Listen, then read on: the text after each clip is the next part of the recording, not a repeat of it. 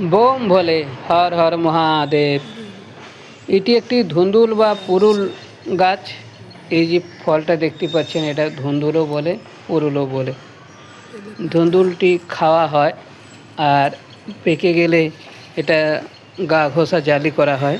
ধুন্দুল সবজি খাওয়া খুব উপকার, শরীর ঠান্ডা করে। জীবনে তো কষ্ট আসবেই, শুধু নিজেকে শক্ত রাখা শিখতে হবে।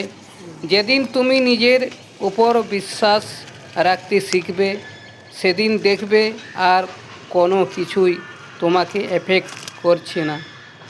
তাই বলছি বন্ধুরা, পুরুল দানা লাগিয়ে গাছ করুন, পুরুল খান, শরীর ঠিক রাখুন।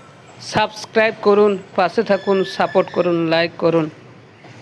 বন্ধুরা, যারা এই পুরুলটা খান তারা কমেন্ট করে জানাবেন কোন জায়গা থেকে বলছেন নাম।